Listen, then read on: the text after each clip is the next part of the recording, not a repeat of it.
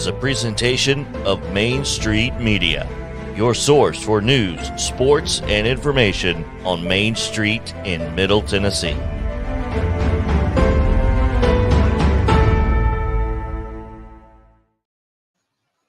Sounds 30 years of the best sports talk in Middle Tennessee, featuring Tennessee Radio Hall of Famer George Plaster, Tennessee Sports Hall of Fame coach Watson Brown, and young guns Billy Derrick and Michael Cindric. And now, here's your host, George Plaster.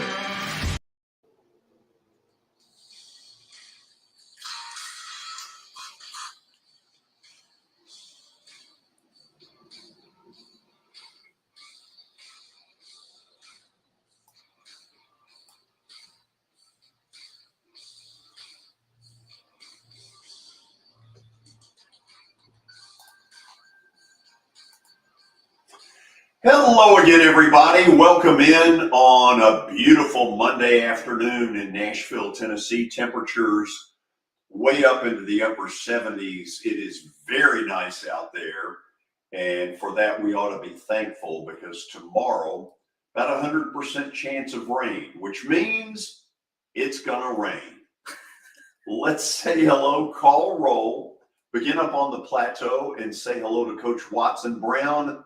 Watson, how are you? George, it's great to hear your voice again. I can't wait every Monday to get that forecast. Really? You just helped me so much with that. 100% chance of rain means it's going to rain. That's good. That helps me. That simplifies it, and I got it. I'm ready for rain tomorrow. Yeah, it takes any guesswork out of your hands. Yeah, you're when good. I say it's going to rain. Yeah, very similar to book it. You know, one of those. Yeah. Always works. No, not always. Let's not go too far. Thank you, though, for your vote of confidence. I major confidence today. Yeah, means a lot. Billy, how are you today? George, I'm great. It's always good when you get a confidence boost to start the show. Oh, yeah. To just boost that self-esteem a little bit more. Oh, yeah. Watson's been really good about that. I cannot thank him enough. He's always the guy to do it. I love it. Isn't he, though? Let's move away from Watson as quick as possible and say hello to Terry McCormick, whose Yankees got bounced out almost as quick as the Braves did. Terry, what happened? My team is awful. They cannot hit the baseball. You know, they're known as the Bronx Bombers. They were anything but. You just can't employ guys who bat 220 and strike out 150 times a year. It just doesn't work in the postseason. Try to be upbeat. I mean, the team won a series. They got to the league championship. What more do you want? Not a World Series appearance or a World Series championship. That's what they're playing for. Yeah, well, no, they've not been playing for that. Not for a good dozen I'm saying that's years. what they should be playing for. Well, what they should and what they are two different things. Well, yes, your team knows that very well too. Yes, we are at the moment the defending world champions. That will no longer be the case about a week from now. About a week from now, I'll have to shut up on that. So, Terry, let's get the very latest. People are gathered around their television sets wanting to know, is Ryan Tannehill going to play this week? Well, Mike Vrabel said today that he was progressing, that he's doing good. And here's my thought on it, George, and I got to thinking about this. If this were a really serious injury, and I'm not saying that this means that Tannehill is going to start and play, but if this was a real serious injury, one of these national guys that just, love being vultures when it comes to injury news, like Ian Rappaport or Adam Schefter, would have already reported how severe the injury was and that he was going to be expected to miss X amount of games and that sort of thing. So the fact that that's not out there should be a good sign to Titans fans that Tannehill has a chance. Okay, Terry, let's go to the Titans scrap heap, which paid huge dividends yesterday. First of all, let's watch the play that resulted in the interception that really set the Titans into winning the game. And you're like, Andrew Adams, is he related to Bud Adams?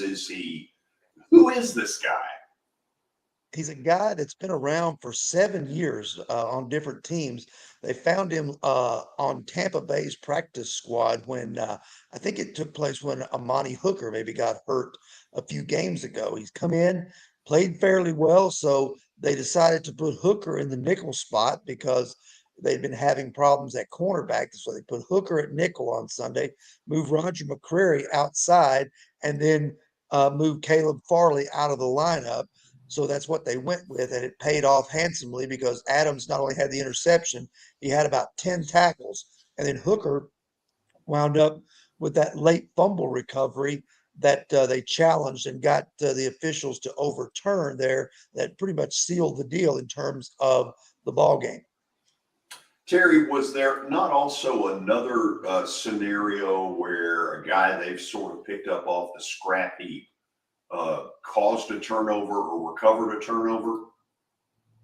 I'm sorry, George, you broke up there a little bit. Can you repeat that? Yeah, was there also another Titan off the scrap heap who ended up either recovering a fumble, causing a fumble, something like Terrence that? Mitchell.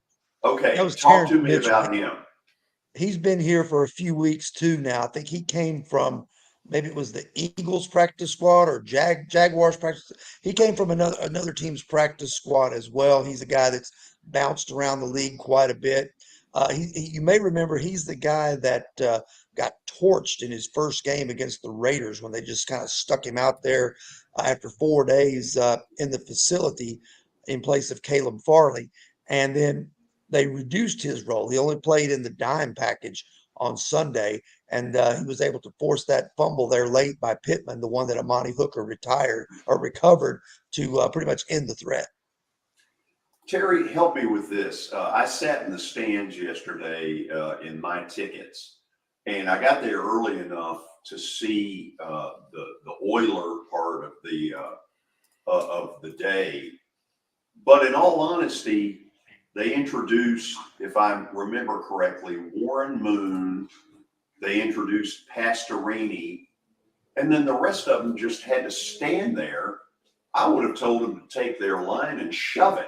I mean, you have these people come in from out of the state and you don't even introduce them. Yeah, that's something they probably should have done. I mean, because they did kind of come out in waves, depending on what era they played in. But I wish they had taken a little more time. Of course, as many guys as they had there might have taken up the entire halftime just to introduce them all. But yeah, but I'm talking about pregame with the Oiler group. Yeah. I really didn't get to see a whole lot of that, but I was talking about at halftime. Yeah. They did introduce a few of those guys, but you're right. It would have been nice to heard more names announced, especially some of those old-time players and some of those guys that they brought in, that had played in the glory days of the Titans back with Eddie George and Derek Mason and Blaine Bishop and all those guys. I don't get it. But, Terry, this is what I do know. They are getting about all it is they can get out of what they have. And I think that is a tribute to Mike Vrabel. I agree with you 100%. I mean, it's kind of ironic in a way that they won in the fashion they did yesterday, running the football. Derrick Henry with 128 yards, much like an Eddie George type effort on 30 carries. You had the defense forcing 3 turnovers. You had 4 field goals from Randy Bullock, and you had Ryan Tannehill at the end gutting it out following an ankle injury, then coming to the press conference in a walking boot. If that's not the 1999-2000 Titans, I don't know what is, George. Yeah, you're absolutely right. Any other injuries we need to talk about before we let you go? I'm sorry, you broke up again. Yeah, any other injury news we need to talk about? Nobody else that was mentioned prominently. I know, Ben Jones left the game for a little while on Sunday, but returned. Same thing with Jeffrey Simmons. Nothing was really said about either of those guys and whether or not their injuries were serious. So my guess is, they may need a day or so to rest in practice, but I think that they probably will be okay to go and play. Terry, appreciate it as always. Thank you. Okay, thanks, George. Okay, that's Terry McCormick's Daily Titans Update. Yes, it is. That is Terry's Daily Titans Update. It is powered by the Justin Tucker team with Platinum Realty Partners. They are proved to be trusted with your most personal asset. The Justin Tucker team, Middle Tennessee's most trusted team in realty. Give them a call at 615-906-8458. And also Sumner Funeral and Cremation. They are sharing their family with yours in your time of need. Now with 2 convenient locations over in Gallatin and Hendersonville. And you can find them online at sumnerfuneral.com. Hey, Billy, before you get into the update, I promised on Friday that this would be the first piece of news that I would put out there. The Tennessee-Georgia game a week from Saturday is a CBS at 2:30, and the Vandy, South Carolina game that is here is that night at 6:30. So 2:30 Tennessee at Georgia on CBS, and the Vandy, South Carolina game will be at 6:30. And Tennessee or Alabama and LSU is actually at night on ESPN in Death Valley. So Tennessee getting the nod over Alabama yet again this year. So another reason for Alabama fans to be a little bit annoyed. But George, let's roll into the update here with some NFL news. Matt Ryan has been benched for Sam Ehlinger. They're making a change as the team announced that Ehlinger will now start in place of Ryan. Apparently, Ryan suffered a grade 2 shoulder separation in the loss on Sunday. So I didn't catch the injury, George, but I don't think the injury is the only part of it. No, Watson, when I watch him, he's 37. He looks like he's 70. Can't move a lick. I No. mean, not a lick. I saw when he got hurt, and he kept playing through it. He did. I saw him grab his shoulder right as he hit the ground, and it was his throwing arm.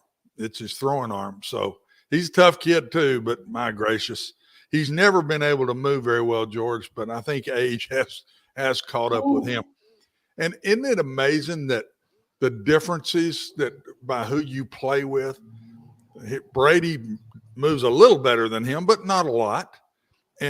But yet he plays with a much better front that protects him than Ryan does. And that offensive line that they put so much money in, George, it's awful. Yeah, it is. I mean, they got no toughness whatsoever. They can't come off the ball. They don't pass protect well.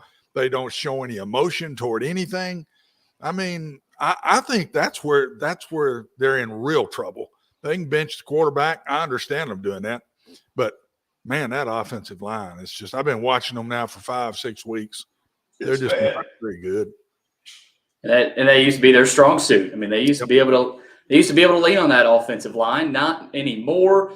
George, next piece here, college football. Jim Harbaugh has blamed James Franklin for the dust up in the tunnel this past weekend during the before the Michigan-Penn State game. He said, like you saw pretty clearly, the Penn State players completely stopped. They were letting us get up to the tunnel, and it just seemed like such a sophomoric ploy to try to keep us out of our locker rooms. And Franklin looked like he was the ringleader of the whole thing. I guess my question is, if Harbaugh was that upset by it, why didn't he bring it up a week ago? Oh, yeah, that was actually 2 weeks ago. Yeah. Yeah. Interesting. It's just now getting brought up. Anytime you're both in the same tunnel, you got a chance for issues. You got problems. I remember the Texas-Oklahoma game was always in the dressing rooms were dead straight across from each other in Dallas, dead straight across, and we're coming up the same tunnels. It's dangerous as it could be, boy. A lot of discussing of people's mothers. Item number 3. Item number 3, the NFL is going to review the referees that sought out Mike Evans' autograph. The video was captured by 1340 AM Fox Sports Radio. So, man, I don't know if I've ever heard a story like that. Okay. They know who the 2 refs are. Pick up the damn phone and call them and say, why did you do that?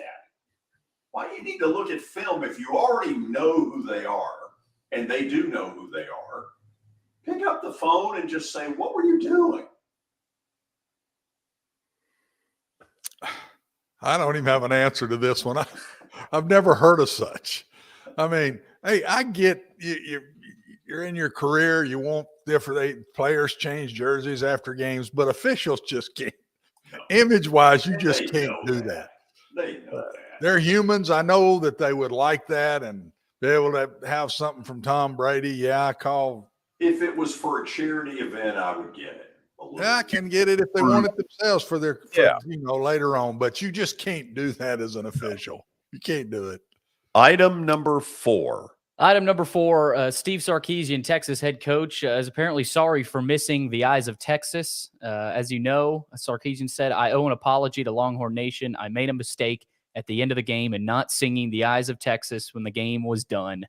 So after the loss to Oklahoma State, Sarkisian, I wonder if that was on purpose or an accident or what that was.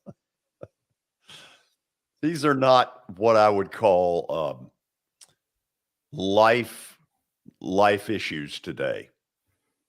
I mean, it's a big deal. I know, to stand there and hook 'em horns, but it is a tough loss. There's no telling what's going through his mind. He did the right thing. Apologize for it and try not to let it happen again, because that tradition goes way back. And that's big to all the alums, all the fans of the University of Texas, bigger than we would think it is here in the Southeast. But I'm telling you, from going against them for many years, that's a big deal. It's not the worst mistake he's made as a head coach. No, if he had won the game, I don't think they would have said nothing to him. Oh, he could have sung Oklahoma's fight song. Anyway, after the break, we'll get into Watson's Titans analysis. Big win yesterday over Indy. It's kind of a 2-game game, if you will, because now they have beaten Indianapolis twice, which means if the two teams were to end up in a tie, the Titans get the nod for the doubleheader sweep. We'll talk about it and more when we come back. This is Main Street Media Television.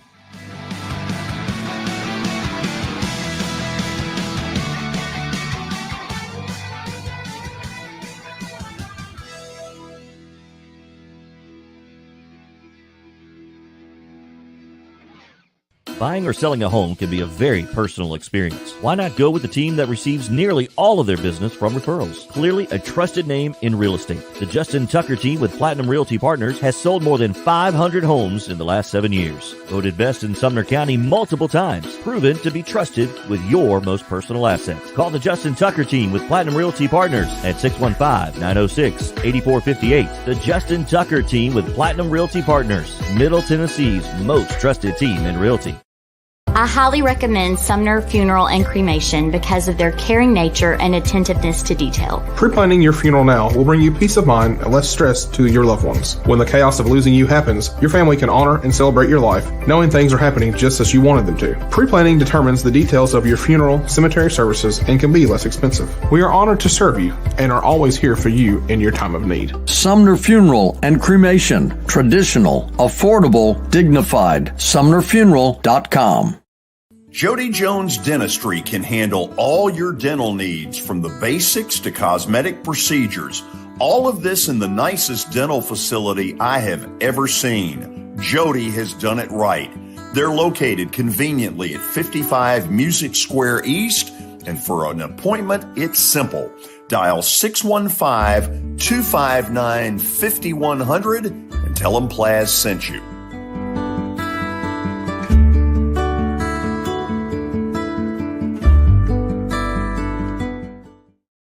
When you're thinking about golf, consider Riverside Golf Links.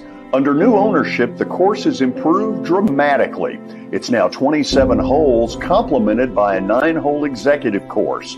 Book a tee time now at 615-847-5074 and get ready to enjoy the beauty of golf in the Old Hickory area at Riverside Golf Links.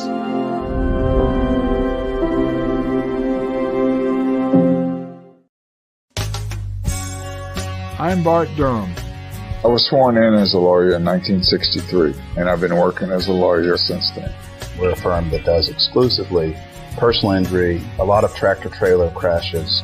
Insurance companies will open up their checkbooks when you force them to. We have systems that work. we get the most money for our clients in the shortest amount of time. I'm Blair Durham. My dad and I want to help. Give us a call at 615-242-9000. This is Eric Berner with Rockcastle Wealth Advisors. I help people in the pursuit of making their money live as long as they do. People hire me because I use a customized, individualized, and personal approach for the person I'm working with. Everyone's situation is different. If you've lost a spouse or a parent and want to make sure your inheritance is utilized and does not just disappear, I can help with that. Call me at 615-235-1058 or email eric@rockcastlewealth.com.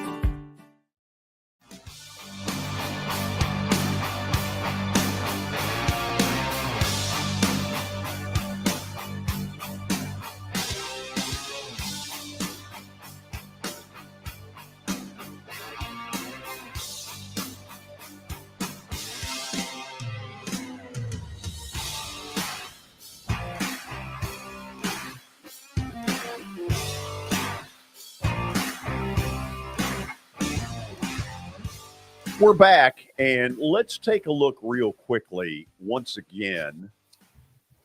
Watson's Titans analysis, by the way, brought to you by Pennington Distilling Company.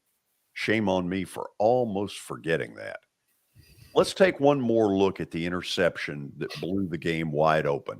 Young guy, Andrew Adams, who they picked up just recently, turns this thing from maybe a 7-3 Indy lead to a 10-0 Titans lead. Watson, that's a huge play. Yeah, it's a good play, but an awful play by the quarterback. I mean, Adams didn't even need to move. You see the free guy right there? I don't know if we can't run it back, but Dupree, they've busted an assignment. Dupree, one of the defensive linemen, is free, coming right at Matt Ryan, and he just takes it and throws it. The receiver even turns up the boundary. There's not even a receiver there. And he throws it at two Titans who don't even move. It hits Adams just right in the chest. And if you look up the boundary, the receiver up the boundary is wide open. So this was totally on Matt Ryan. Throw it in the stands if you can't see.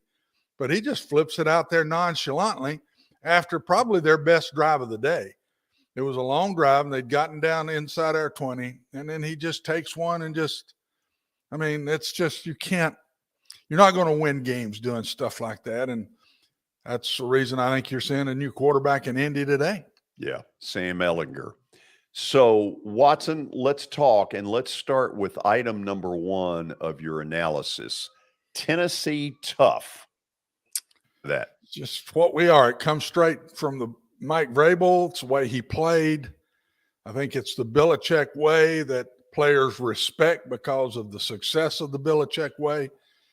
They know Mike was this kind of player himself, and it filters through the team. You saw it yesterday in a lot of different guys, but Ryan Tannehill, to me, is the epitome of it.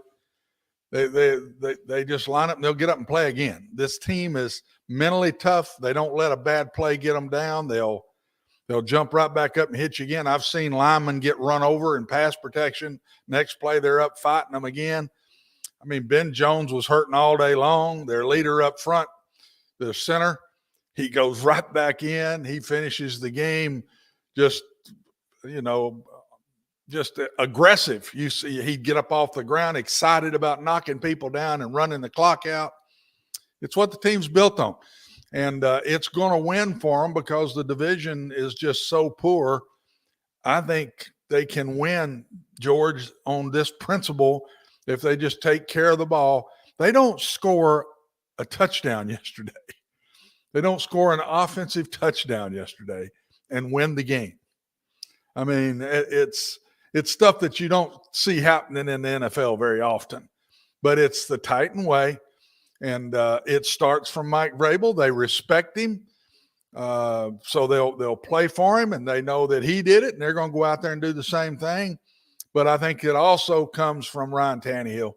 He showed it yesterday. He's got a sprained ankle. It's not anything that's going to keep him out the rest of the year, but he's got a sprained ankle, a good one. He couldn't even hardly walk. And he's back out there playing. And don't think that doesn't turn everybody on. That picks those offensive linemen up and they say, man, we got to get it done now. Absolutely. Our quarterback's hurt. We got to come off the ball, win this game, get him out of here without him getting hurt any worse. And it just rubs off on everybody. But I think it starts with Mike. It's his attitude, his personality. It's what he wants his team to be. And they're playing to it. Give the head coach credit. He's getting the environment that he wants out of his team. Okay, let's go to Derrick Henry. I want to talk about this a little bit, Watson. I had somebody behind me say, George, watch this. Here he says is the difference in Derrick Henry from years gone by is that he can't break the long stuff anymore. First of all, do you buy that at all? No, he's close. He's going to. The thing you have to do for Derrick Henry is get him started. He's not one. It takes him a while to get going. That's why the downhill plays are his plays. And if there's a little bit of movement in the offensive line, George, now he's got the momentum and that big body, and he can make those cuts. Yeah, he hasn't just completely broke one. He broke one the week before. Who'd we play before this? Was it the Redskins? The Commanders. Yeah, he broke one, if you remember, up the boundary and scored. He's so close. He's right. He's just about to break the last guy. We got to watch it. I mean, he's getting older. He's had a lot of carries. It's why you don't put too much into running backs, because they just don't last long. They usually don't get the big bucks. There's been a few that have. Barry Sanders did. He's taking an Eddie George kind of pounding. Yeah, big time. And it can only last so long. That's why our window is right now, because when Derrick Henry is gone, this whole philosophy that we play to, team philosophy that we play to, will no more be there. I mean, there's just not any Derrick Henrys out there. Earl Campbell, Eric Dickerson, Jim Brown, these big backs that can do all these guys could do, not many of them. And anybody that had one of those guys, what did they do? They centered on that guy, and that's exactly what we're doing. I just hope we're good enough around it to make the run before he gets out of here. If A.J. Brown was still here, I'd have a little more confidence that we could make a deep run into the playoffs. I still don't think we can make a deep run because we just don't have the outside guys to go to. But we're winning, and we're doing it the way Mike wants to do it. And believe me, King Henry is where it absolutely starts. Look at the respect he has on the team. I mean, everybody comes over to him when he comes off the field. I mean, they know what he means to that team, and don't think he ain't a tough dude too now, because he's getting he's falling into a lot of bodies. Oh, my God. 30 carries yesterday and 128 yards. That's hard yards. But he got them. Without him yesterday, we don't win that game. Indy paid no attention to the Titans wide receivers. They had virtually the entire city of Indianapolis, Bloomington, Anderson, Indiana. They had it all up on the line of scrimmage. It was a boxing one on Derrick Henry. It was a boxing 11 is what it was. And Watson. It's so funny too to watch Derrick Henry, how sort of emotionless he is. I mean, he could get popped and he just gets up, and I mean, it's like they just bounce right off of him. I mean, I love it, but it makes me laugh sometimes. I mean, it's hard to piss that guy off. I know what you're saying, but I watch him on the sidelines, and he has more emotion than you think. He is the true leader, second leader to Vrabel on that football team. Truly. I've never seen, of course, I don't remember the Earl Campbells and Dickersons. I was coaching, and I didn't get to watch that as close. I'm getting to watch Derrick. I mean, phenomenal player, phenomenal. He's Hall of Fame written all over him, guys. Yeah, if he's not, then he's Hall of Fame. Have one. He may be first ballot Hall of Fame. Yeah. Let's go to the third thing, which is the D-line yesterday was really good. When our defensive line is good, we're good on defense. when the people can handle those guys, we're not very good on defense. And of course, you could probably say that about any team, but the true strength of our football team is Derrick Henry and the defensive line. What did it yesterday? Derrick Henry and the defensive line. They dominated the line of scrimmage, run and pass. Ryan Tannehill had to throw it. Matt Ryan had to throw it quick all day long. He can't move around and make plays, so it's got to leave his hand when bodies get around him.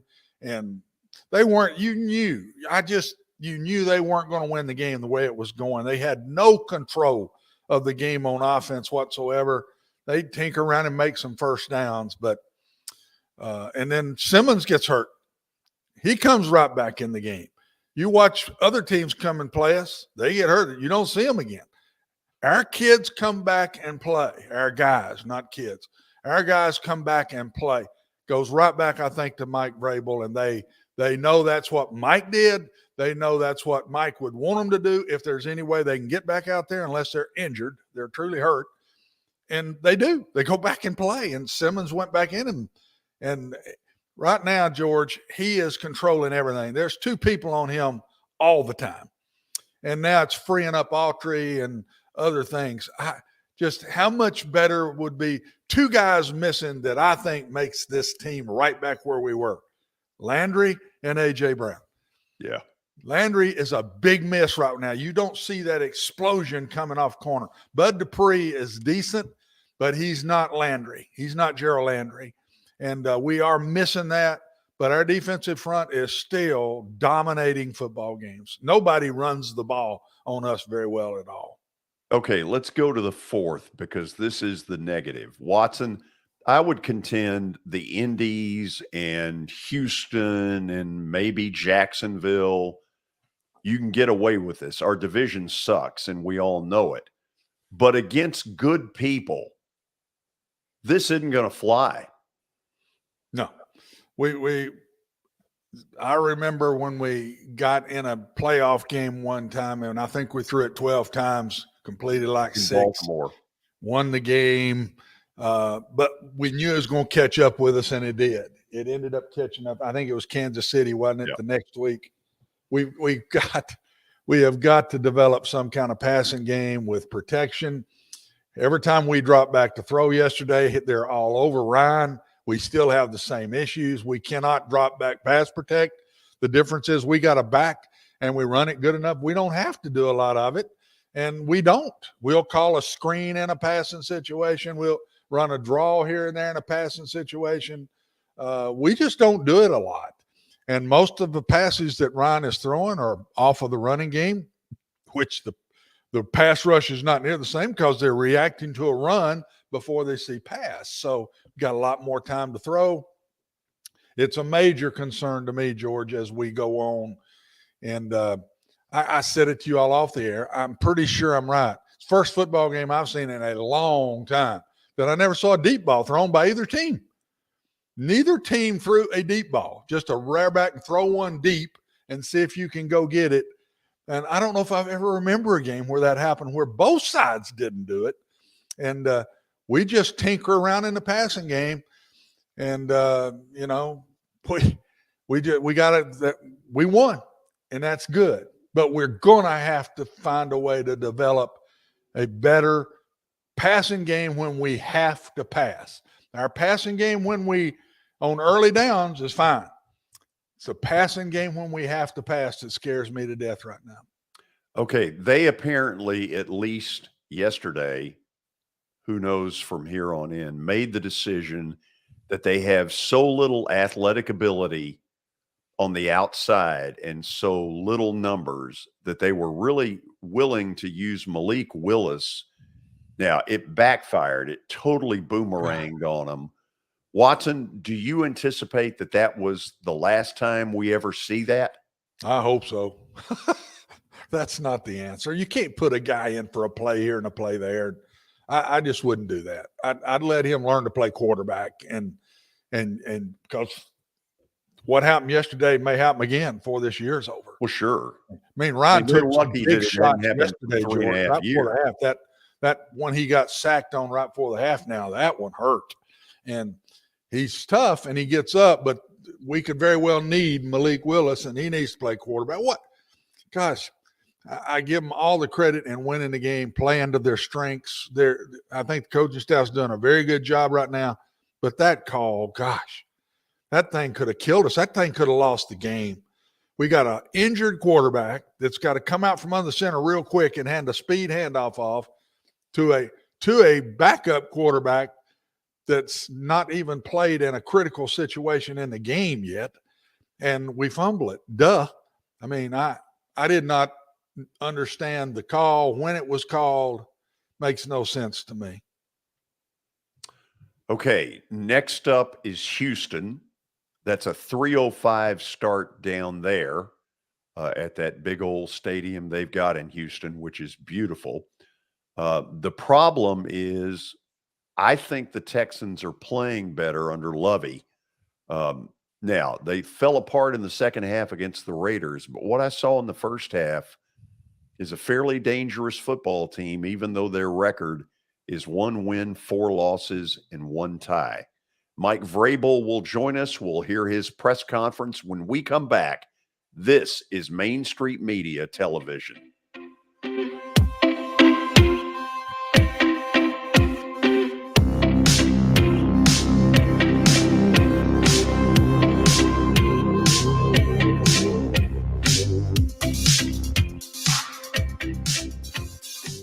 For Dustin Timmons and Joey Donnelly, they welcome every opportunity to serve and satisfy their clients. Whether you are looking to build your dream home or renovate your current home, their team will ensure that every client and remodel is unique, luxurious, completed on time, and within budget. Contact them today to set an appointment for a free consultation or to view some of their completed projects by logging on to DonnellyTimmons.com.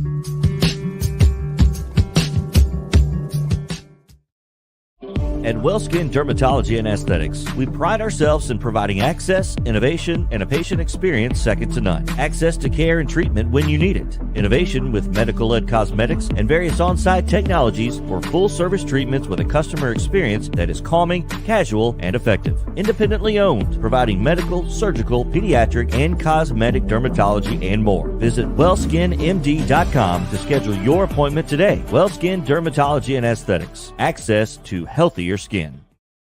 It's your last chance to get a spring tune-up for summer. Complete Service Heat and Air can clean your coils, check out your motor, and make sure you have cold air on that first hot day of summer. Complete Service Heat and Air is located in White Bluff, Tennessee. We do service and repair on heating and air the right way. 24/7 service. Call us at 615-797-3997. That's 615-797-3997. Serving Cheatham, Davidson, Dixon, Hickman, Humphreys, Montgomery, and Williamson counties. Have you heard about the high levels of radon in Middle Tennessee? Radon gas is the second leading cause of lung cancer, second only to smoking, and has no color, no taste, and no smell. The only way to know if you have radon is to test for it. Duret Radon Mitigation offers testing for small and large-scale residential and commercial properties, plus mitigation services. Visit DuretRadonMitigation.com to request testing or get a free estimate for mitigation. That's DuretRadonMitigation.com.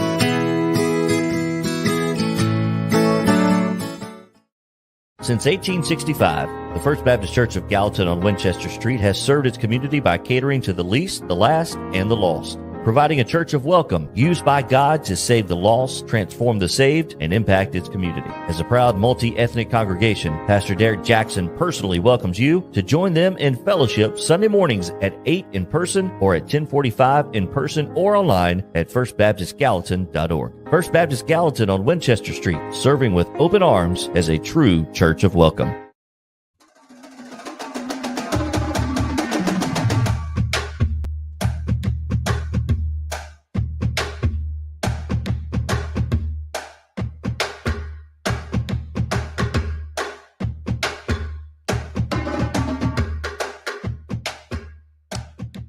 Okay, we're back, and here's what we know.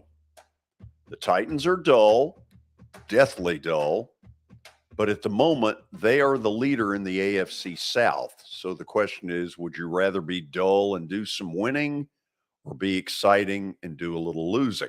Well, we both know the answer to that. The most important thing that probably comes up in Mike Vrabel's press conference concerns Ryan Tannehill. And my guess is, having not seen this, that comes up right at the beginning.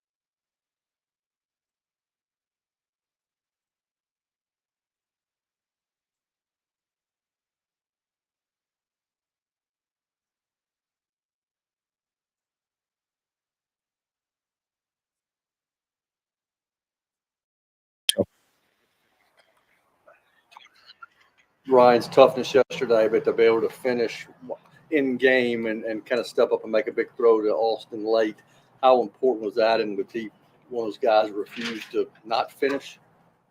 Yeah, I mean, it would be hard to keep some of those guys from trying to go back in and doing everything that they possibly can to help the football team. You know, Ryan is just, one example of that, of many. But he certainly had all intentions of doing everything that he could to get back there. And, with any injury, we've been through this as it relates to us, is how we identify if guys can continue to play. Can they make it worse? Are they going to be able to reasonably do their job? And can they up to the expectations that we have for them? And can they protect themselves? So, when he was able to progress through, big throw, but the few times that we needed to progress, the line gave us that opportunity, so that was also really good to see. And then, Ryan was able to get the ball down there to hoop late. The use of Malik out wide a couple of times and on the aborted handoff. Was that more product of being shorthanded at the wide receiver position and putting him there, or just trying to put a new wrinkle in and add something else to the I think offense? probably a little bit of both, wanting to make sure that, we're doing things that we think can help us and, Malik's ability. So we'll see where that package goes. And, thought we had a good play. Thought we really liked, where things were and what it would look like. And unfortunately, we just weren't able to execute on that particular play. But, we'll try to keep doing things that we feel like, can help us and his skill set and seeing where things go. You're talking a lot about how proud you are to coach the guys on this team. When you see a bunch of your stars picking themselves off the turf and getting back into the game and helping you win in the manner you did yesterday, was yesterday on near the top of the list of how proud you've been? Probably, yeah. You just I don't think that people realize what they go through, whether they start in college or you end up as a professional athlete, the toll that this game takes and what it can give you, but also what it can take away from you. And they put a lot in and they compete. It's violent and just really got a lot of respect for I would say the majority of these guys that are finding ways, no matter what, and just each and every week, far less than 100% during the game, things come up and they get evaluated, and you can just tell that it means a lot to them. So I'm grateful to be able to work with them every day. Bud Dupree, he said share a moment, Mike, with Ben Jones in the tunnel yesterday. Along the, what'd you say to him? I mean, I think obviously these things aren't.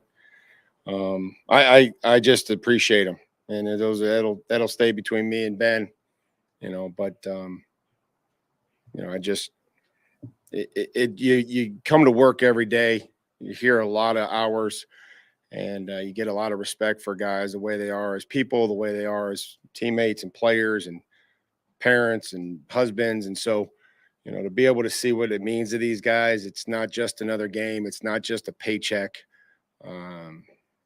So I just really appreciate what they do. With Bud Dupree, he said that he plays with so much energy because it's contagious and he wants to create other opportunities. When you see him in the game, can you feel a difference in the energy level? And if so, why is that? Well, I mean, I think that we all expect to play hard, whether Bud's in there or not. And, we appreciate Bud's effort, and he does run to the football. But, Jeff Simmons been running to the football. He makes 3 or 4 plays down the field. That's the expectation for defensive football, is that you play full tilt to the tackle whenever you're in there. So it was good to have Bud back out there. But we're gonna expect to play hard on defense with whoever's out there. Does Bud allow you to do more things, or just do? I don't think it allows us to do things. We don't want to do a whole lot much. We got a lot of moving parts, and I think where we're at right now is guys starting to understand what we're doing. We didn't give up X plays.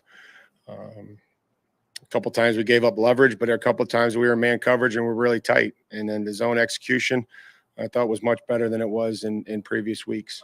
Do maybe in a different role in the package you used with him that had Andrew deep. How'd that work? Yeah, I thought it was good. I thought he represented himself well in what we asked him to do on early downs, and then he lost leverage on the one with Pittman. But I think with time and understanding, I would see him being able to make that play. But his versatility is great. We'll see where he ends up this week. How big an adjustment is that for him to move in? How big an adjustment is that for him to move down into the slot like that? Well, I think you'd have to ask Amani because it didn't, from the looks of things. Again, this isn't me saying that it's easy or not.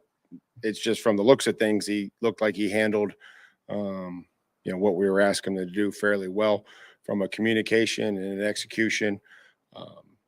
So I think that would have to be a great question for him, just to say, but going into the game, I think whether he played there or not, he would be able to tell you what the corner had, what the nickel had, and what the safety has pretty much on every call that we have. On the coaching end of that, when you guys come up with that and install it during the week and then see it work successfully, not how gratifying it is, but how much fun is that part of the job, to kind of craft something and then see it come to fruition? Well, I think what's gratifying is that you see improvement from players. That's where coaches get the satisfaction.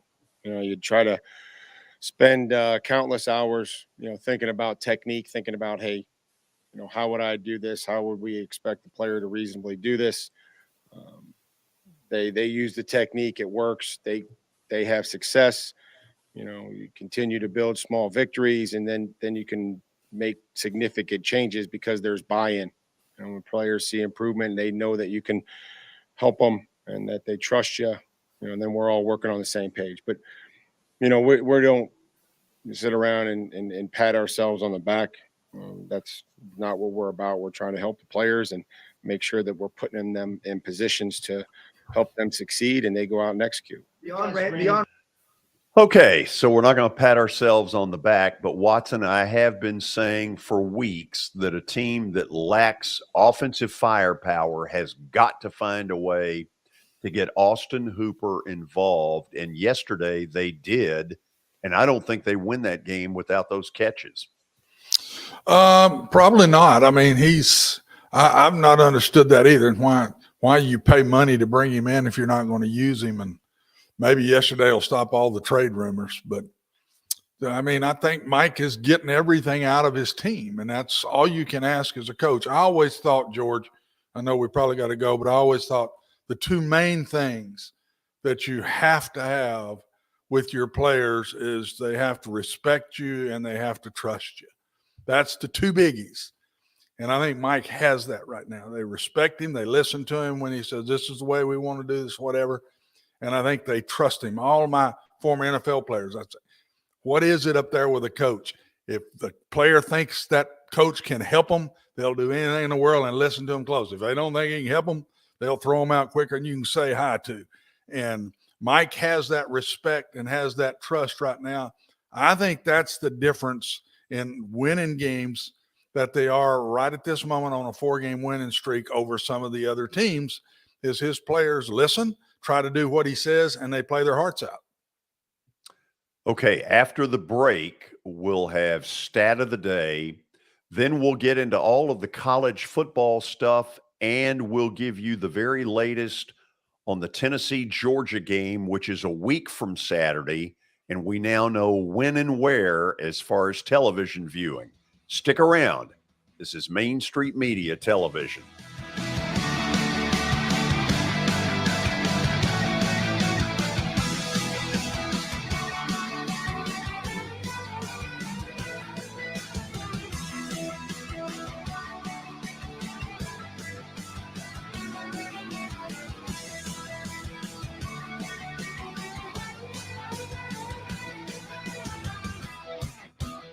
Serving Williamson and surrounding counties, Bone and Joint Institute of Tennessee offers comprehensive orthopedic care with 16 subspecialized physicians. Our practice provides high-tech care with a hometown touch. We offer physician clinics, physical and occupational therapy, advanced imaging, and surgical services, including interventional procedures. Call us at 615-791-2630. We're Bone and Joint Institute of Tennessee. High-tech care with a hometown touch. This is attorney Bart Durham, and this is me. I'm Aaliyah. Keeping in good physical condition is really important to me. But when I had a wreck with a tractor-trailer truck that hurt my legs so bad I couldn't work for almost a year, I knew I needed a lawyer that understood tractor-trailer cases. So I called Bart. Bart gets millions of dollars for his clients every year. At Bart Durham Injury Law, we've handled hundreds of tractor-trailer cases. My dad and I want to help. Give us a call at 615-242-9000. The high school football season is here, and nobody handles Friday nights better than Main Street Media. Here's Zach Womble with details. That's the name of the game here at Main Street Media and Main Street Preps. Is, we've been doing this for a long time now, and I think you hit on it. We've got an army of reporters across all of Middle Tennessee. I think there's about 130 schools in the Middle Tennessee area, and we try to cover all of them. We cover about 11, 12 counties at this point. And those Friday night shows, it's we're gonna show that off. We're gonna showcase the talent that we have on the field with reporters across several mid-state games on the weekly basis. So whether you're in Williamson County, whether you're in Giles County or Murray County or Montgomery or Robertson or anywhere in between, we're gonna have you covered from 6 to 11. Friday Night Live is presented by the Tennessee Highway Safety Office, where fans don't let fans drive drunk.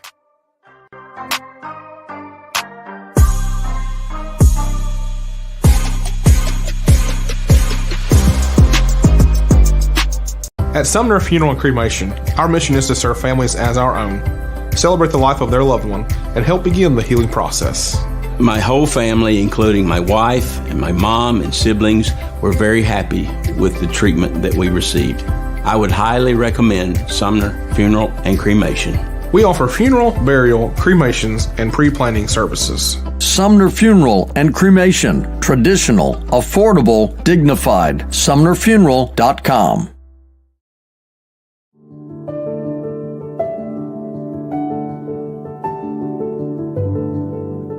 Welcome to the Omni Nashville Hotel. Urban elegance with a vintage touch. Our 800-room hotel opened up in the fall of 2013 with 746 guest rooms and 54 suites.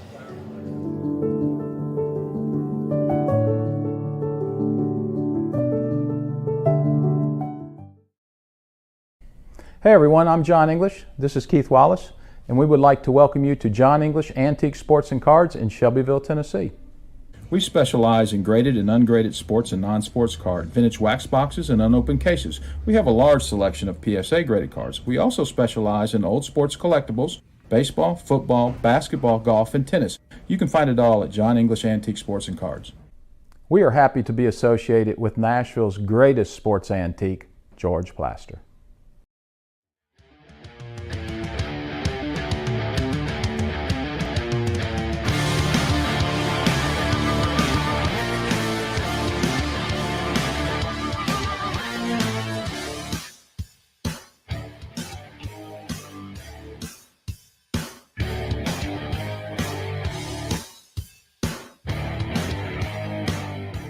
Welcome back into the George Plaster Show. It is now time for Stat of the Day, powered by John English Vintage Sports and Cards over in Shelbyville, Tennessee. They've got memorabilia, trading cards, antique and historical sports equipment, games, advertising, and many other sport-related items that you will love. You can find them in Shelbyville, of course. They're open Tuesdays through Fridays from noon to 5 o'clock and Saturdays from 10 a.m. to 5. Visit them online at johnenglishgradedcards.com. Also, Eric Berner with Rockcastle Wealth Advisors. Give Eric a call at 615-490-7052 or visit rockcastlewealth.com for more information. All right, George, let's roll into the stat of the day for today. Here's what we've got. Last night, Steph Curry recorded his 100th career regular season game with 30 points and 7 three-pointers. That's more than double anyone else in NBA history. Who is currently the second behind Steph Curry? He's currently an NBA player. Okay, Watson. It would seem like we need to start maybe with LeBron. Three-pointers? Yeah, I wonder about that. I don't think so. Okay, you got any candidates? No, I'm not good with the NBA, George, especially now NBA. Who's three-point shooters? It's got to be a good three-point shooter. 30.7, more than double anyone else, 30 points and 7 three-pointers. What's he doubling here, Billy? Are you talking about the 30 points or the 7 three-pointers or both? Recorded 100th career regular season game, more than double. Okay. Well, See, I don't understand the question. I may need to report to Michael. So more than double anyone else in NBA history. Double the points, okay, might be LeBron, but 7 three-pointers, more than double that, George? I don't think so. I don't think he shoots that many three-pointers. I want to say it's just the points, but I could be wrong. Need to check back with Michael on that one, but let me see.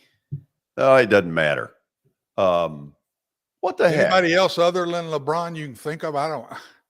Well, I mean, there are obviously some great ones. Damian Lillard might be one that I would go with because, man, he is. You talk about shooting from downtown. You want to go with that? You're on your own here, but I don't. I mean, LeBron might be it. I don't know. If it's just the points, LeBron might be it. If it's points, if it's three-pointers, I don't think he's in the picture. What do we got? Okay, so here's the answer. The answer is James Harden. James Harden. Yeah. Who, by the way, has slimmed down considerably. Good for him. Yes. To play in that league, he needed to. That was much needed. Probably was points and 7 three-pointers, George. Yeah. You're probably right because, if his name had been mentioned, I would have said that. I just couldn't come up with it.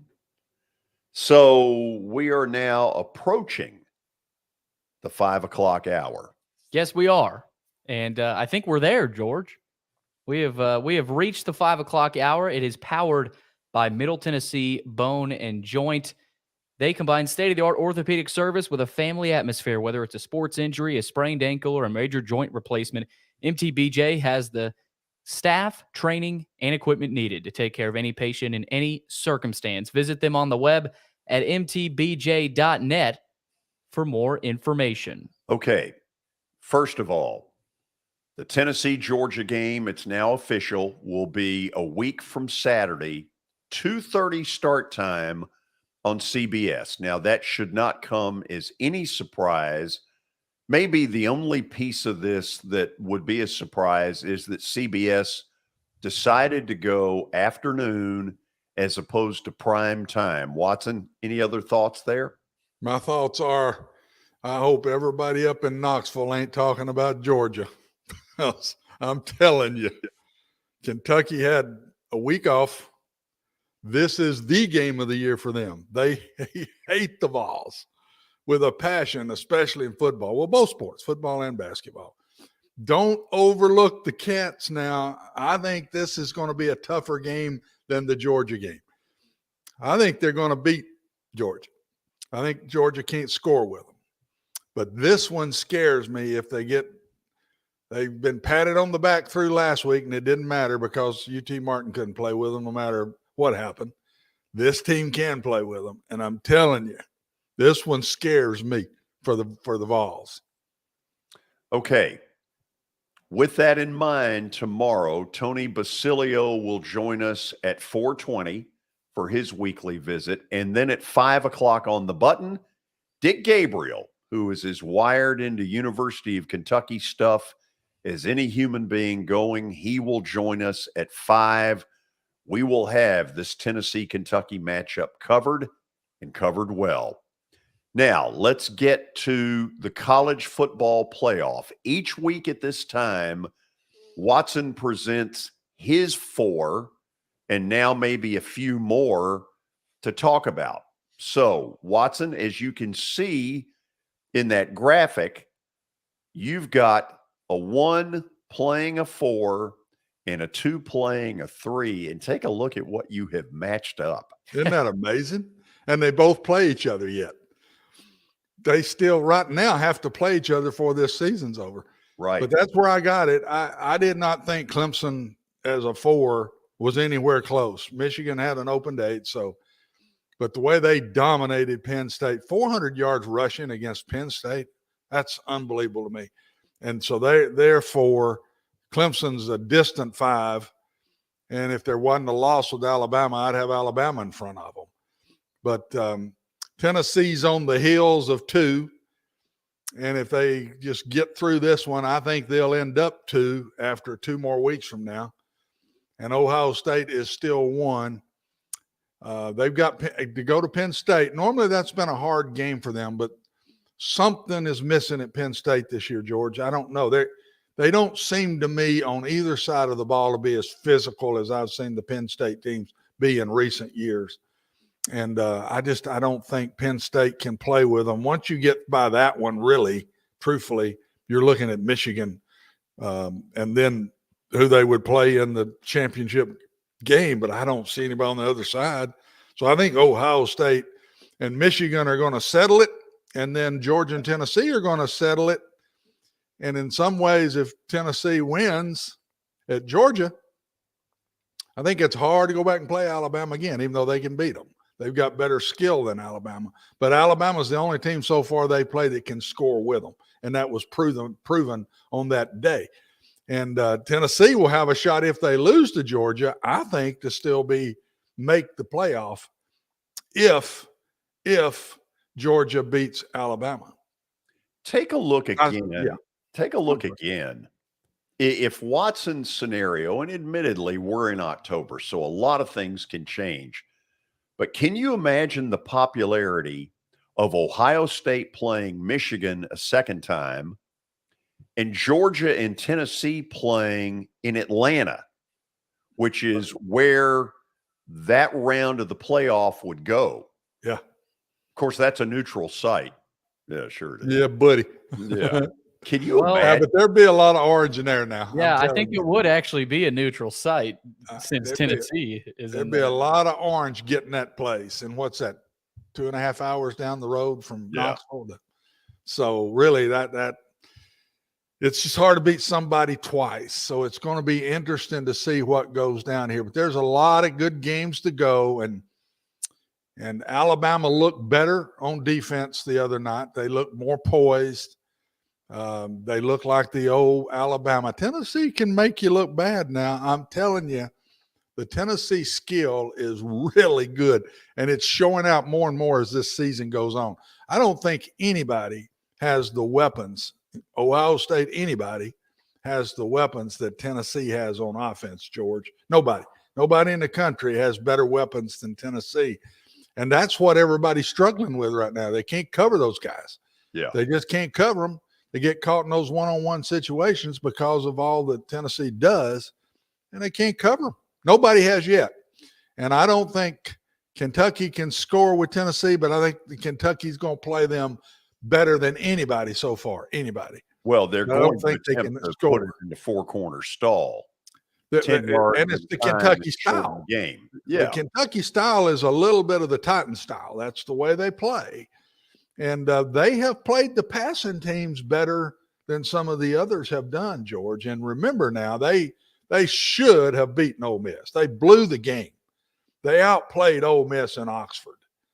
And they beat the fool out of Mississippi State. Now, so did Alabama, which Mississippi State's not showing too good right now, but as they were before they went to Lexington 2 weeks ago. But I just think this is the tougher of the game, getting ready for Georgia, and having that Georgia one in the – you can see it on the horizon. Everybody's patting them on the back. Oh, yeah. And Kentucky hates them now. I'm telling you. With a passion. This is Vanderbilt, Tennessee, to the Vanderbilt guys. I mean, this is it. This is the game of the year. And no way Kentucky comes into Tennessee and lays an egg, in my opinion. Okay, let's go through at this time each week what I have loved creating. Let's do this. Let's show those emblems there. Those are the four that we believe are the closest to the big four. Clemson doesn't play anybody from here on in. They got their big scare Saturday against Syracuse. For TCU to get there, they've got to go through Texas and through Baylor in November and then win the Big 12 title game. That's a lot to ask. Yeah. Alabama, we know what they've got. Got LSU and Baton Rouge. I can't figure LSU out. They get better. Oh, yeah. Better. And then this Oklahoma State bunch, which just keeps hanging around. No, that the one that's got the easiest road, and that's Clemson. I don't see any bump in the road for them, even in the championship game. So they finished with all the toughies. They're home free. Their quarterback got benched in the game. The freshman came in, did a solid job, and they win the game. They're not that good, George, but their strength of schedule is going to – Clemson will be, unless they were to blow the ACC championship game against whoever, might be my brother. But unless they blow that, they're in. So somebody's going to get bumped out because Clemson just doesn't have the competition that Michigan, Tennessee, and Georgia and Ohio State have coming up. Clemson has the easiest route to go, and probably Alabama second if they win in Baton Rouge. Now, they do have to go back and play and win in the SEC championship game against Georgia or Tennessee. So Clemson's got the easiest road by far of anybody in this top 8. Okay, now to the studs and duds that I put together each week. And let's start with the studs. And let's start with one that I cannot figure out. LSU. I meant to put Ole Miss. They didn't upset themselves. Well, I guess in an inter-squad scrimmage game, they could. They've beaten themselves before this year. Right. Watson, I can't figure LSU out. Really good in the second half against Ole Miss. Really good in the second half against Mississippi State. Really not very good against Tennessee. Certainly the Vols had a lot to do with that. So what level is LSU at right now? I think they're getting better because of one thing, the quarterback. The quarterback is playing better. He's starting to make plays within the offense now and not just scrambling around and making plays. And he made some nice read option plays the other day and scored on them. He threw some nice balls on time, which I hadn't seen him do early in the year. Their defense is solid. It's good enough, and their offense is getting better, but they don't beat Alabama. That ain't happening. Stud number 2, Liberty. Biggest win in program history. I thought it was a coaching mismatch going in, that Hugh Freeze would blow Kalani Sitake into the mud, and BYU looked just clueless. I didn't watch the game, so I don't know. I saw the score and said, wow, what in the world has happened to BYU? If they're not in your duds, they ought to be, because good gracious, a BYU proud program and been good in the recent years, to go to Liberty, and it's one thing to lose. It's another to lose 41-14. They don't score a point in 3 quarters. They got all those points, I think I read, in the first quarter. Yeah. They didn't get any. I don't know. Congratulations to Liberty. Liberty's a good team. They've been a good team. They were a good team last year. They're 7-1 this year. They're not a great team by any means, but they're a good team. And they got their quarterback back, Brewer, who's a good player, experienced player, and Hugh does a good job. He knows how to score points. And so give Liberty credit. But it's as much on the other side to me. What in the world? How does a BYU lose like that? Stud number 3, Oregon. This is a team that got beat 45-3 in the opener against Georgia and somehow has righted the ship. It's really pretty impressive. Yeah, and again, I put this right by what we did with LSU. It's quarterback. Bo Nix is playing lights out. I never thought I'd see him play like this. Isn't it amazing how change of venue can make a difference in a kid's mindset? Maybe his skills. They're using his skills better than Malzahn did, and the guy Harsin did. I don't know. Kid is throwing for near 300 yards a game right now. He threw for 5 touchdowns the other day. So he's the reason all of a sudden Oregon has jumped up, but the Pac-12 is not going to get one, George, because they've all got a loss, and it's just not. It's a lot of folks would have to lose a lot of games before a Pac-12 would jump up there and get that. But Oregon really, I watched a lot of that game. Really, that score wasn't as close as they dominated it even more than 45-30. I thought. I never felt like UCLA really was in the game. 4th stud is TCU out of Fort Worth. They hold off TCU. Billy. Yeah. Oh my gosh, I did it again. What were you on? What did you eat for breakfast, boy? What has gotten into me? I don't know. K-State, they did not beat themselves. No, they did not. But they were down 28-10 at one point. Watson, they keep pulling these rabbits out of the hat. It's really impressive what they're doing. No, think about the wins they've had here in the last month. I mean, it started with that embarrassing defeat they put on Oklahoma. I mean, that was maybe as bad as anybody's that with pride of a program like Oklahoma that I've ever seen play that poor that day. And a lot of that goes to TCU. But then they've had to go on and win other games here as they go. And they got to go this week to West Virginia. Now, I know West Virginia is fading a little, but we all know that Morgantown's – yeah. But, I mean, it's still another tough place to go, and they keep answering the bell. Every week you say, well, they'll have a letdown. And they don't. They come back and do it again.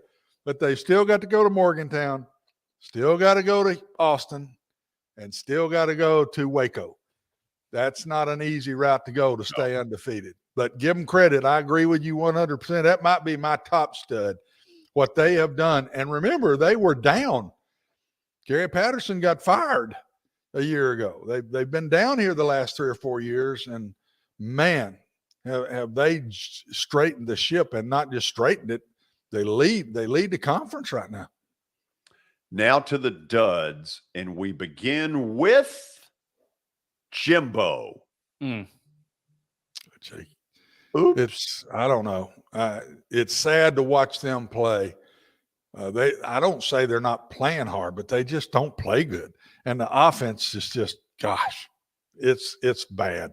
It's just bad. It might be the worst offense in the league. It's down there with a couple, and they can't score any points. They don't look good even when they don't score points, and it's a bad look even when it's a bad look even when they score points. They don't look good. South Carolina wins this game, George, with 250, maybe something a little more than that of offense and 13 first downs. Unbelievable. You don't win SEC games with that. No. And yet they dominate A&M. I don't see light at the end of the tunnel for those guys. And they got Ole Miss coming to town, and we know they got to score points to beat Ole Miss. Ole Miss will get 28 or more. So, I mean, they may be headed for another one. I'm telling you now. There's a lot of money in Aggie land, so they're not going to put up with this very long. No. At what point is he on the hot seat? He's on it 100% right now. So is there a chance they fire him this year? Absolutely. I know those people. I've been in that state in and out of playing the Aggies for years, and I'm telling you, you daggum right. He's on the hot seat right now, and I don't care how much money it is, they got it. Those rich oil guys, one guy will pick that up. Say, here, I'll take this one. Y'all get the next one. I'll write the Jimbo check. Okay. Here's a place where there will be a job open soon. West Virginia under Neil Brown has been a disaster. They went to Lubbock. They got the crap kicked out of them. There's going to be a coaching change there. You just watch. Yeah, and I just get the feeling that's where Jimbo's from. And I know he's not doing well right now, but he's got a good background. He's won a national championship. It would not surprise me at all to see Jimbo beat the posse and run back to West Virginia. I'm not saying it's going to happen. Just keep that out there because that's where he was born and raised. Okay, the third dud was Charlotte, who yesterday fired Will Healy, and we'll talk about that later in the next segment.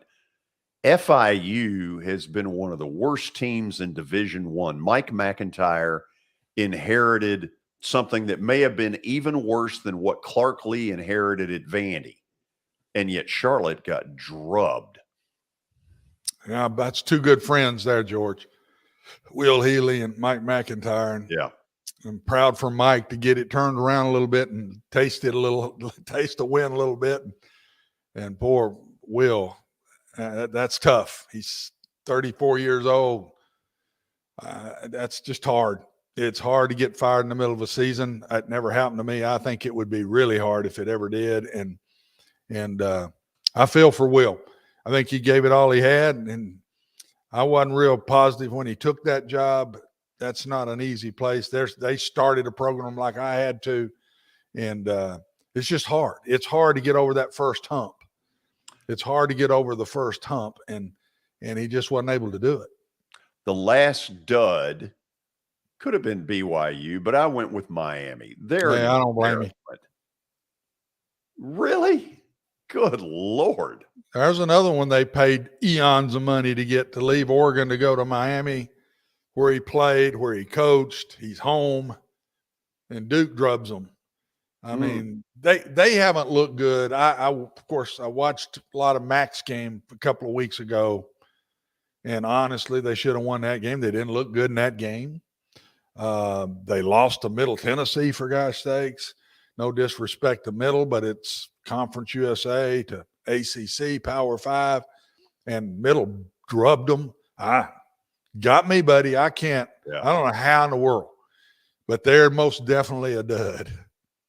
Coach Cutcliffe's probably proud after that one. Yeah, they've done.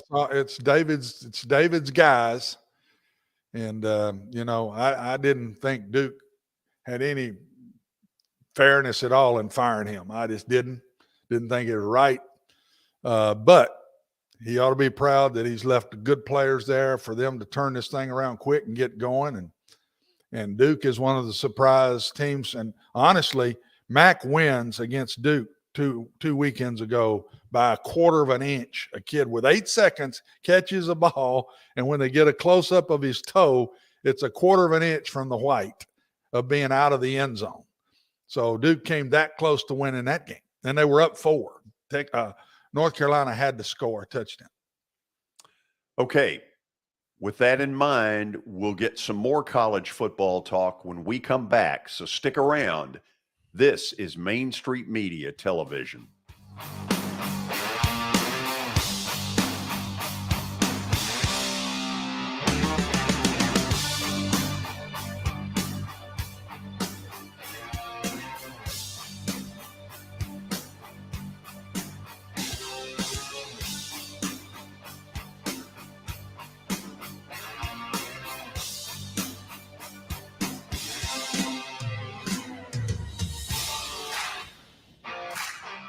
Buying or selling a home can be a very personal experience. Why not go with the team that receives nearly all of their business from referrals? Clearly a trusted name in real estate. The Justin Tucker team with Platinum Realty Partners has sold more than 500 homes in the last 7 years. Voted best in Sumner County multiple times. Proven to be trusted with your most personal assets. Call the Justin Tucker team with Platinum Realty Partners at 615-906-8458. The Justin Tucker team with Platinum Realty Partners, Middle Tennessee's most trusted team in realty.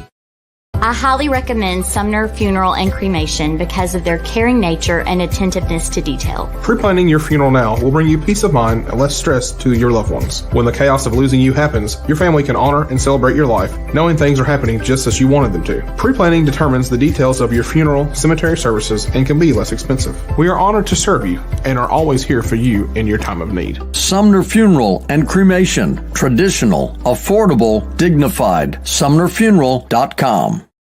Jody Jones Dentistry can handle all your dental needs, from the basics to cosmetic procedures. All of this in the nicest dental facility I have ever seen. Jody has done it right. They're located conveniently at 55 Music Square East, and for an appointment, it's simple. Dial 615-259-5100 and tell them Plaz sent you.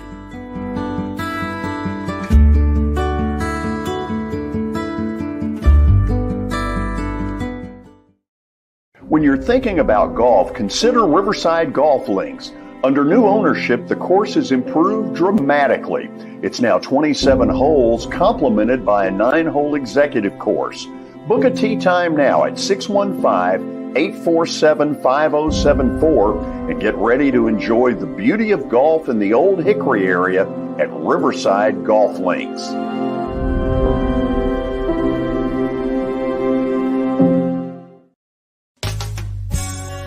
I'm Bart Durham. I was sworn in as a lawyer in 1963, and I've been working as a lawyer since then. We're a firm that does exclusively personal injury, a lot of tractor-trailer crashes. Insurance companies will open up their checkbooks when you force them to. We have systems that work. We get the most money for our clients in the shortest amount of time. I'm Blair Durham. My dad and I want to help. Give us a call at 615-242-9000. This is Eric Berner with Rockcastle Wealth Advisors. I help people in the pursuit of making their money live as long as they do. People hire me because I use a customized, individualized, and personal approach for the person I'm working with. Everyone's situation is different. If you've lost a spouse or a parent and want to make sure your inheritance is utilized and does not just disappear, I can help with that. Call me at 615-235-1058 or email Eric at rockcastlewealth.com.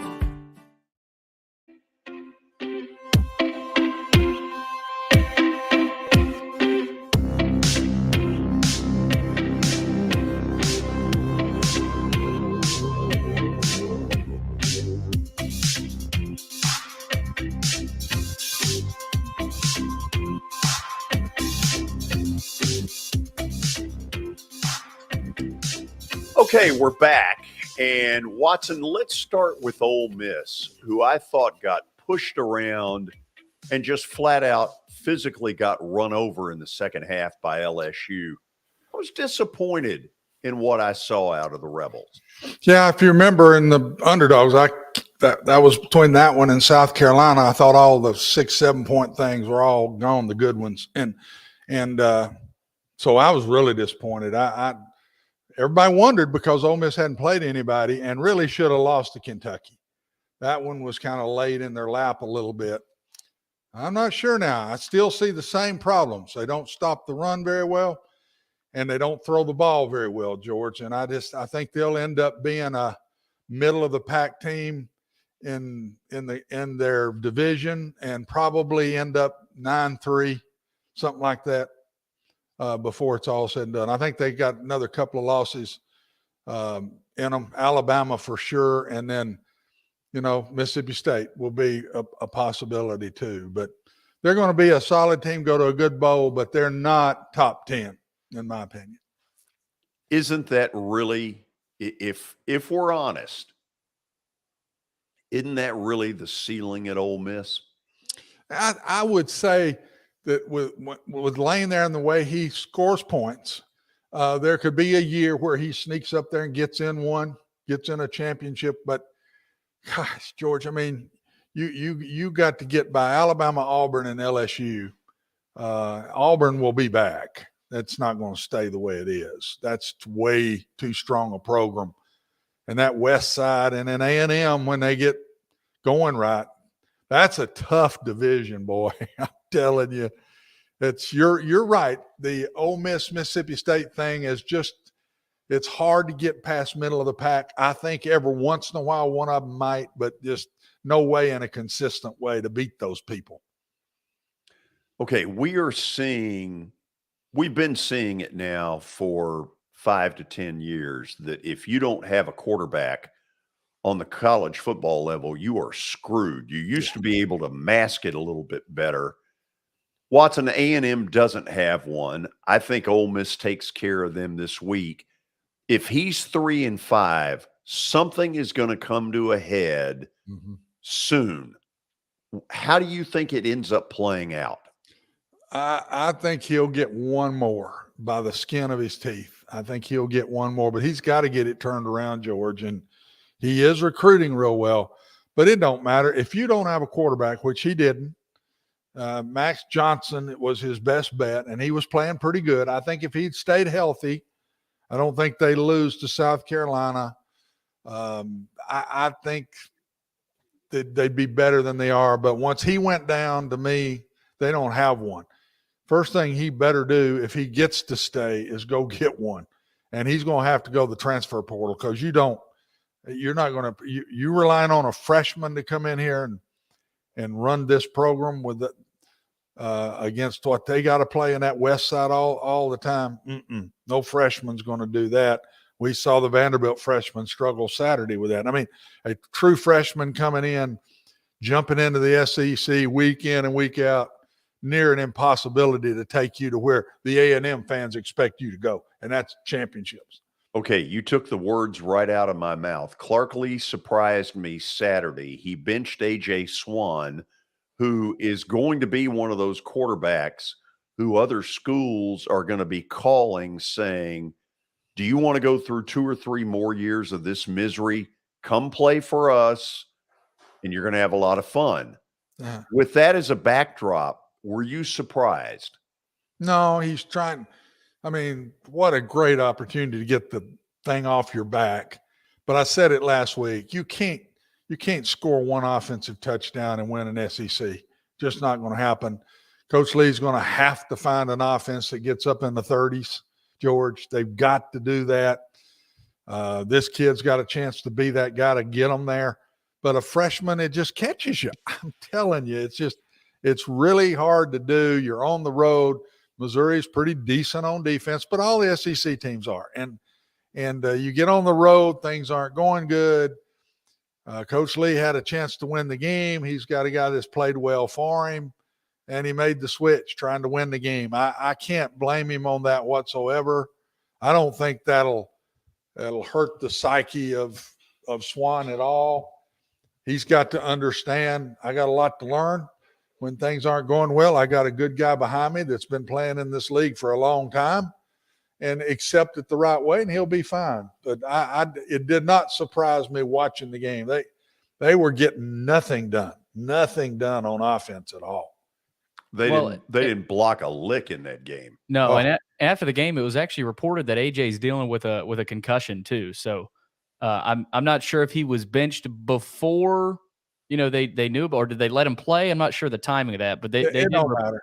It don't matter. He was struggling, concussion or not. He was struggling in the game, and a freshman with not a lot of help around you, man, that's not an easy thing to take on. That doesn't change my thoughts of the young man at all. I think he's going to be a really good player, but it's any freshman that gets put in like that, it's going to have games like that through that first year. Watson, as we hopscotch around, Will Healy, who both you and I know well, got booted at Charlotte. And I think you're right. It was a job he probably should not have taken. No. It was going to be hard to win there no matter what. Where does he go from here? Because obviously, if he wants, not that he'll get a head coaching job, but he will be in football. When I got it in mind, I was young. And he's younger than I was. And so he'll go back, in my opinion, and he'll be back on SEC staff or something like that. I went to Mississippi State for 2 years as offensive coordinator, and then to Oklahoma for 2 years as offensive coordinator. Had one shot at a job the first year after the first year at Oklahoma, didn't take it, and then took the UAB job in the second year. That's about the route he'll have to go, George. He's not going to jump back up into Power 5. He's going to have to he'll get another shot 4, 5, 6 years from now at another group of 5 if he does a good job as a coordinator somewhere. Now, he's going to have to reprove himself as an assistant coach. It's tough. Your window of being hot is small, and you got to make the good decisions in your windows when you're hot. And he took a tough one. Charlotte is a tough place to go. As I said earlier, reminds me of UAB in the early years. We were able to get over that hump, get all the way to 23rd in the country. He just wasn't able to, and it's hard. I feel for him, but I think it was more the job than Will. I think he's a very good football coach, and I think he'll show back up again, but it's going to be a while. Watson, let me go to LSU for a second. I should have done that after Ole Miss, but I'm baffled by them. There are times I see them where I'm like, whoa, they're really good. And then there are times where, I watch Brian Kelly and he looks like he got a case of gas and they're not doing anything. What is LSU? Where did you come up with that one? Well, does he not look always angry? I never thought about it the way you just said it, but case of gas. That one, I'll give you that one. You got me with that one. I got no response to that one. You got to have a response. We got 3 more minutes to fill. Let's move on to I still think it's the quarterback. They're going to be as good as the quarterback is. They're good enough on defense. They've got good skill at receiver. They got solid running backs. When he plays like he did Saturday in that game, and he played like that at Florida, and they're different. And when he plays like that, LSU can play with anybody. I'm not saying they'll beat everybody, but they can play with anybody. But when he doesn't play well, then they lose by 14-21. So I think it's totally off of the quarterback and what's going down. Yeah. And he's getting better. And now they got to keep him healthy because, man, he touches the ball a lot of times and he gets shots. And that'd be the next thing. That can he make it carrying it 10, 12 times a game and scrambling another 4 or 5? And can he keep taking those shots because he's a slender kid? But he's playing lights out right now. I thought Saturday he played by far his best game of the year. Okay, let's talk Hugh Freeze, and then Brian Stewart's going to join us. So Hugh Freeze gets this win that gets everybody going, whoa. I mean, he didn't just beat BYU. They absolutely pummeled BYU. What does this do for his Auburn candidacy that we all think is probably coming? I think it shoots him back in the mix again. Kind of been forgotten a little bit. And remember, George, I mean, he probably should have lost the week before to Gardner Webb. Right. I mean, now their quarterback didn't play. Huh?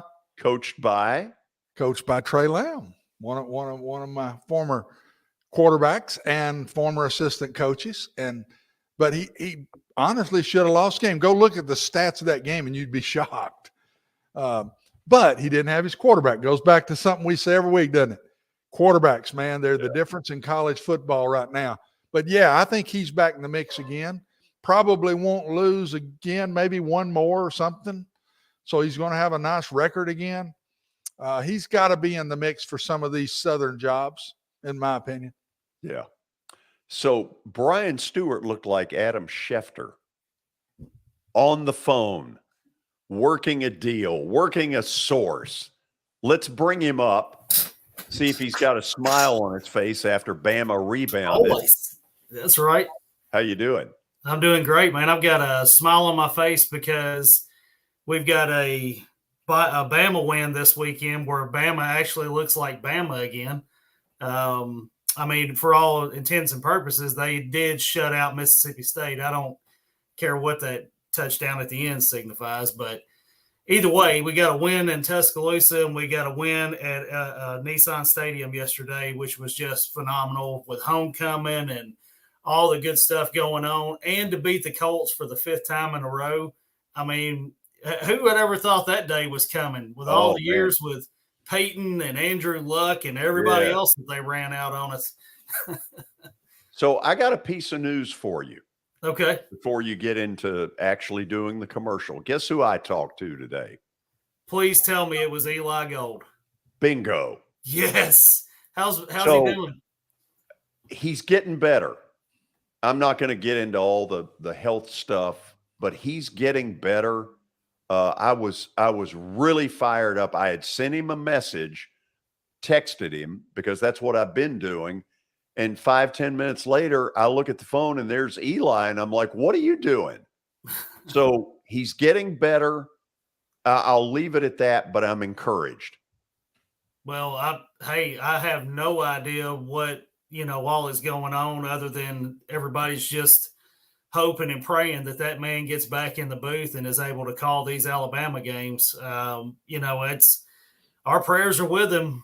We sure miss him. I know, Mr. Stewart is doing a great job, but that being said, I mean, he is, for the guy that has come in and filled in Eli's position, I mean, that is a tremendous burden that he has taken on. I mean, I think he's done a fantastic job.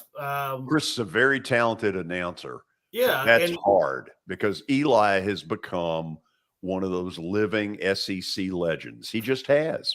Yeah. And it was, and the crazy thing is that even if you're not an Alabama fan or, a college football fan, I mean, you hear him at Talladega years ago. And I mean, he's got a history, and I mean, the man is a legend among legends. And Bingo. I mean, he's just incredible. And I am so thankful to hear that he is doing good or doing better.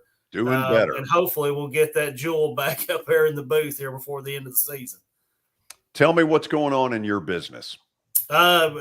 George, we are just I get asked this every day. Brian, what is the market like? What do we need to do to, are we missing out here as a buyer? Or are we missing out as a seller?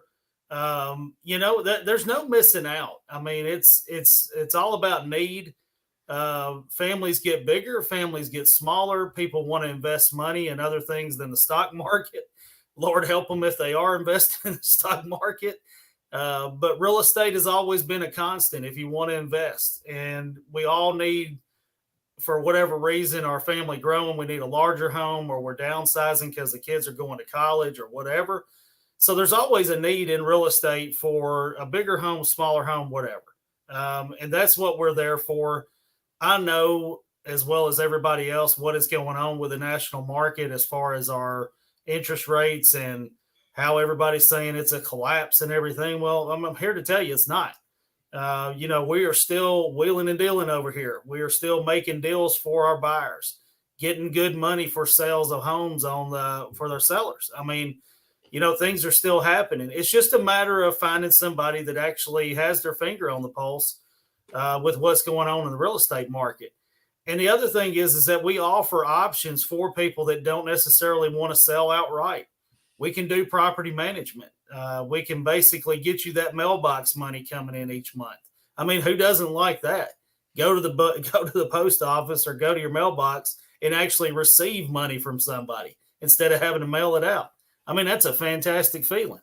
We also do the auction. If you want a quick sale and you want to get a bidding war on your house, auction is an excellent way to get that word out there and get your home off the market as quick as possible. So, George, I encourage people just to call us here at the office, talk to us. I've got 30 agents. They are all waiting to help you. All you got to do is give them a call. You can find us on the web at onestoprealtytn.com, our Facebook page, our Instagram page. Please give us a like and follow. You're not going to be disappointed with what you see on there. We're just normal old folks trying to make a living, trying to help people get their dreams of real estate done. So give us a call, give us a follow. We're there to help. Beautiful. Brian, appreciate it as always. Thank you, George. Stay tuned. Plaster Bet of the Day after a red-hot weekend is coming up next.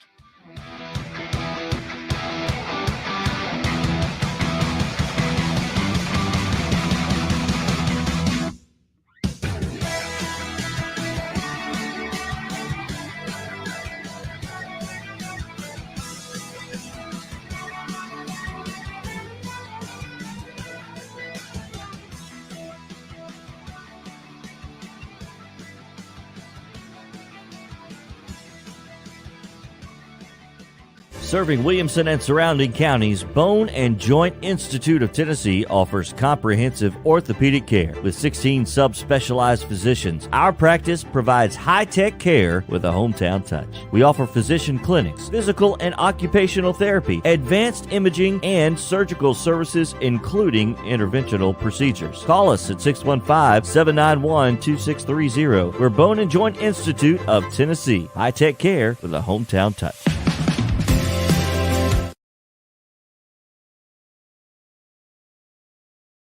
This is attorney Bart Durham, and this is me. I'm Aaliyah. Keeping in good physical condition is really important to me. But when I had a wreck with a tractor-trailer truck that hurt my legs so bad I couldn't work for almost a year, I knew I needed a lawyer that understood tractor-trailer cases. So I called Bart. Bart gets millions of dollars for his clients every year. At Bart Durham Injury Law, we've handled hundreds of tractor-trailer cases. My dad and I want to help. Give us a call at 615-242-9000. The high school football season is here, and nobody handles Friday nights better than Main Street Media. Here's Zach Womble with details. That's the name of the game here at Main Street Media and Main Street Preps. We've been doing this for a long time now, and I think you hit on it. We've got an army of reporters across all of Middle Tennessee. I think there's about 130 schools in the Middle Tennessee area, and we try to cover all of them. We cover about 11, 12 counties at this point. And those Friday night shows, we're gonna show that off. We're gonna showcase the talent that we have on the field with reporters across several mid-state games on the weekly basis. So, whether you're in Williamson County, whether you're in Giles County or Murray County or Montgomery or Robertson or anywhere in between, we're gonna have you covered from 6 to 11. Friday Night Live is presented by the Tennessee Highway Safety Office, where fans don't let fans drive drunk.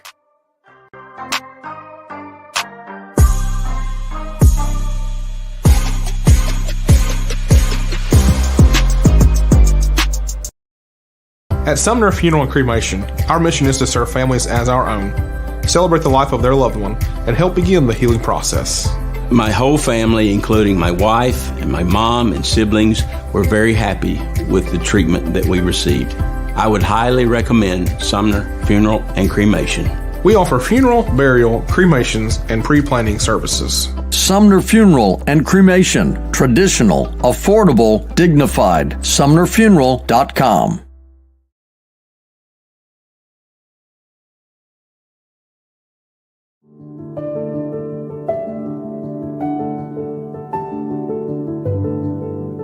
Welcome to the Omni Nashville Hotel. Urban elegance with a vintage touch. Our 800-room hotel opened up in the fall of 2013 with 746 guest rooms and 54 suites.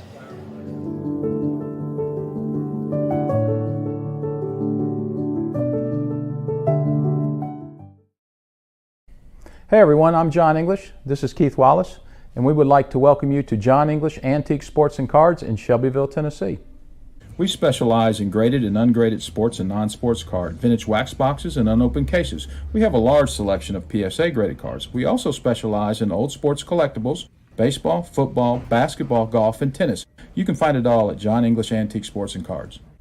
We are happy to be associated with Nashville's greatest sports antique, George Plaster.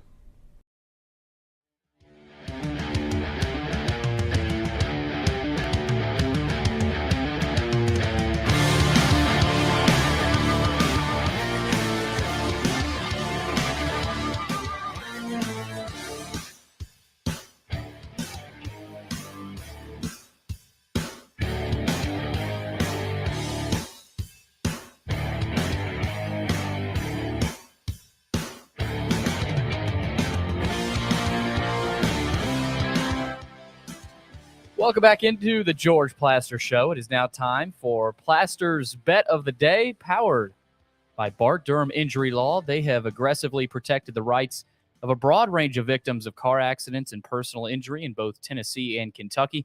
If you too have seen your life interrupted by an injury on a highway, in a hospital, or at your workplace, let their attorneys do the work fighting for the full financial compensation that you need while you and your family focus on complete recovery. Learn more about Bart Durham Injury Law today by logging on to bartdurham.com. All right, let's take a look at some of the results from this past weekend, George, because that is what's most important right now as we go through Plaster's Bet of the Day results, 56 and 59. Oh, creeping a little closer. What a weekend. Lost the Ole Miss game, but Vandy won. At least your bet won. The Titans bet won. The Penn State bet won. And the Cowboys and the Raiders teaser won. What do you have to say for yourself? I'm on fire. Somebody cool them off. Watson. Do you realize what an accomplishment that is? Oh, it's just, I mean, where's the crown? We need to put a king on you. King George. King George. It's King Henry in Nashville, but now there's King George right beside him. There's a new king in town. You know, I've taken my little trusty calculator out. Watson, that's a 48.7% winning rate. That's how close we're getting. Well, it's obvious, George, you're getting close to 50%. Yeah. Yeah. I just wanted you to know that. Well, I mean, I can, it's kind of like the weatherman. I can see that on the screen here. In other words, you don't need my help on that. It just solidifies everything for you to give me your help with it. By the way, as I look, 100% chance of rain starting tomorrow around 1 o'clock. And then by 4 o'clock, quite a little downpour. And that tells us that it's going to rain, right? 100% means it's going to rain. You can book it. But Watson, before that, part of the show, it's going to rain. Yeah. But before that, I'm going to add another win to the total. Okay. Throw it up there. Tonight, in what is a two-team teaser, both of these have to win. New England, -1, that's teased down. And then we're going to go under 45.5. Both of those have to win for this bet to win. Good call on the under. It's pouring right now in New England. So there's going to be a lot of running the football. A lot of fog. Good Lord, it was dark at 4 o'clock when they first came on. Kudos to ESPN for their 3.5-hour pregame show. Sound like you're enjoying it, George. Good Lord. Watson, what do you think? I believe that's exactly what will happen. I think New England wins, and I think it'll be very low scoring. So I think you got it. Are you proud of what I did this weekend? Absolutely. I can tell. Absolutely. I can tell. Which one did you lose? Ole Miss? Yeah, Ole and you Miss. dogged them. So that's about right. No, I didn't dog them. I mean, I just. Oh, yeah, you did earlier. You dogged them. Oh, they got run over. Well, you get personal with this stuff. I do a little bit, don't I? You call them frauds. I never called Ole Miss fraud. No, you ain't going that far yet. Let me tell you this. Come Friday, we will take Ole Miss -3 at A&M. You can book that. You darn tootin' we can. Well, that one's a little safer than the LSU one was. Well, let me tell you why. Because A&M's not going to score. No. Not you enough. sure take the under in that one. Whatever it is. So anyway, we're done for today. And most of you are saying, thank God. Tomorrow, big show. Tony Basilio at 4:20. His preview of the Tennessee-Kentucky game. And then Dick Gabriel, who is as wired into Big Blue as anybody up in the Commonwealth. He'll join us at 5 o'clock. Watson, we've got a heck of a show tomorrow. We got a heck of a show tomorrow, buddy. Everybody needs to watch that one. It'll be a blast. Millions. See you then. Go Patty Melts. That's the Patriots, if you're wondering. I get it. This is Main Street Media Television. Good night, everybody.